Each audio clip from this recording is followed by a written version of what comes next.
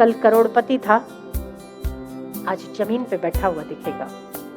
कल बहुत सम्मानित व्यक्ति था, आज अपमानित होता हुआ दिखेगा। क्या ऐसा नहीं होता? इसीलिए इस भूल भुलैया में अपने को भुलाने की अपेक्षा गुरु के उस ज्ञान में स्थित हो जाओ कि मान हो तो क्या, अपमान हो तो क्या, कुछ मिले तो क्या, कुछ ना मिले तो क्या, कुछ आए तो क्या, कुछ जाए तो क्या, आपका चित्त उसी समता में स्थित रहे जहां हमारे गुरुजनों का चित्त स्थिर रहता है। कि कभी भी कोई एक महापुरुष एक शरीर में होते हुए भी बहुत व्यापक होते हैं। उनके ना रहने पर भी गुरु की उपस्थिति होती है। ऐसा अनुभव कईयों के पास होगा। अगर ऐसा ना होता तो द्रोणाचार्य से उसकी बिना उपस्थिति के एकलव्य सबसे श्रेष्ठ धनुर्धर कैसे बनते? अर्जुन से भी उत्तम। जो काम अर्जुन नहीं कर पाए वो एकलव्य कर पाए, केवल और केवल आंतरिक प्रेरणा के द्वारा, हृदय से हृदय की एकता के द्वारा। तो जब हमारा हृदय उनके इन भावों को ग्रहण करने के लिए सक्षम हो जाता है, तब हमें किसी उपदेश की आवश्यकता नहीं होती। आजकल तो उपदेशों की भरमार है और बहुत ही आसानी से उपलब्ध है। व्हाट्सएप खोलो तो सत्संग है, यूट्यूब खोलो तो सत्संग है, किताब खोलो तो सत्संग है। केवल वो यहाँ उतरना चाहिए बस। उपदेश अधिक सुनने की आवश्यकता नहीं, पर हृदय अगर इतना परिपक्व हो जाता है तब एक सेंटेंस भी, आधा वाक्य भी पर्याप्त होता है। और हृदय परिपक्व नहीं है तो सुनते रहे, सुनते रहे, सुनते रहे, कोई फर्क नहीं पड़ता। तो हम आज की गुरु पूर्णिमा पे कामना करते हैं कि आपका हृदय उनके मौन उपदेश को समझ पाने के सक्षम हो।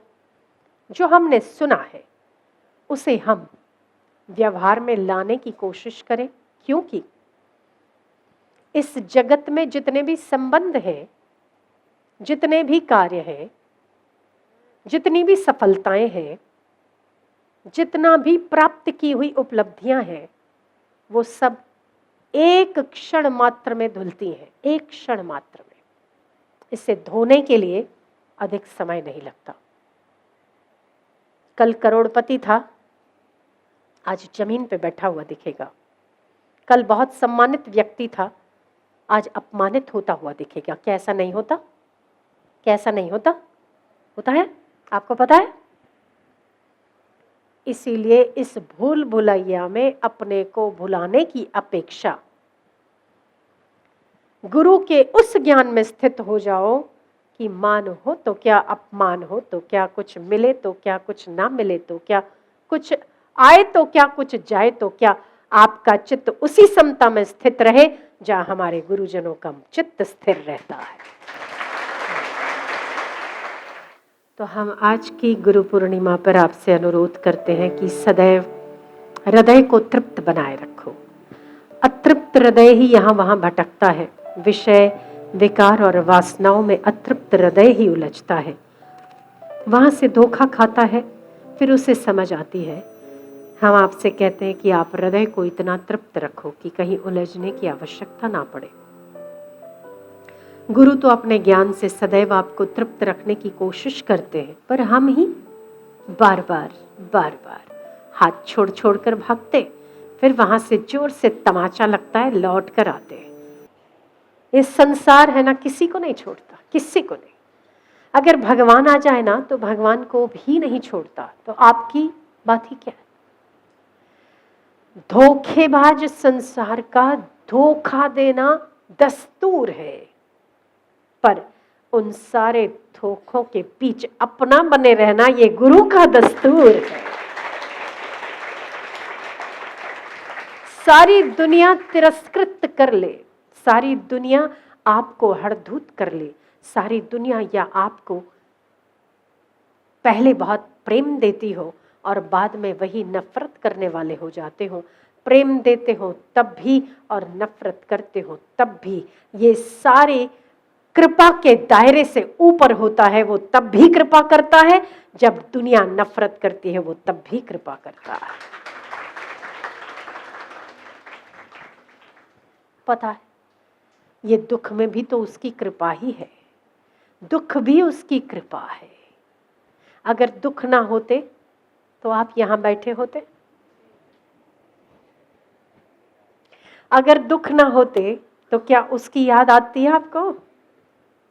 ये दुख का दस्तूर देने का इस संसार का जो स्वभाव है ना, वही आपको बार बार सिखाता है, बेटा मेरे में कुछ नहीं है, मेरे में कुछ नहीं है, तू वहां से भटका इसीलिए चाटा खाया, वही ठीक था।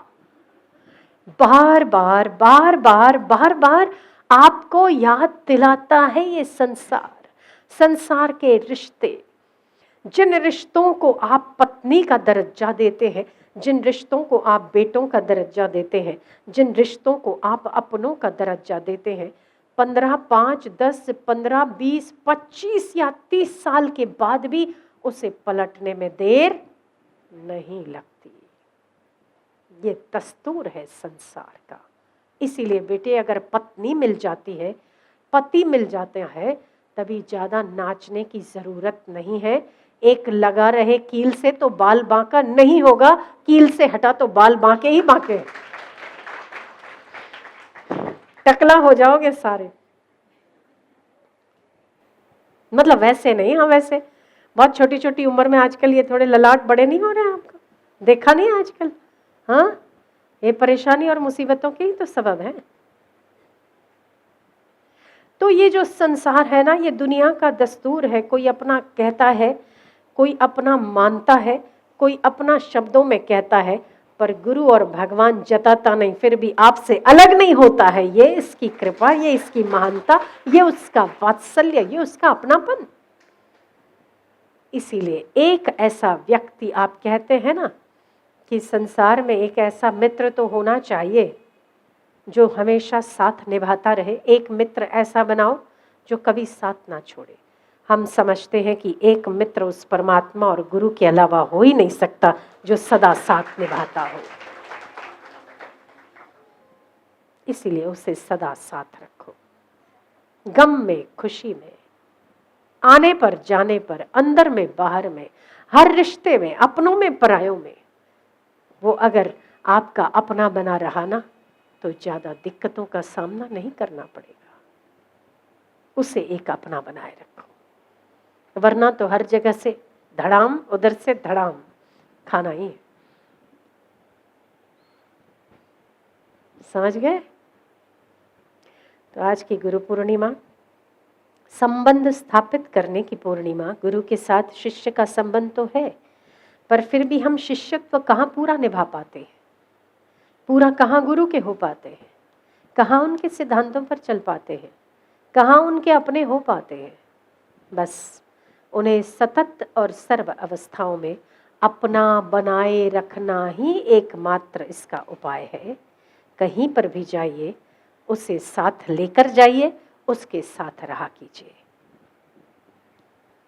कोशिश करिए कि जो वो कहते हैं, जो वो उपदेश देते हैं, उसका पालन हम ईमानदारी के साथ कर पाएं।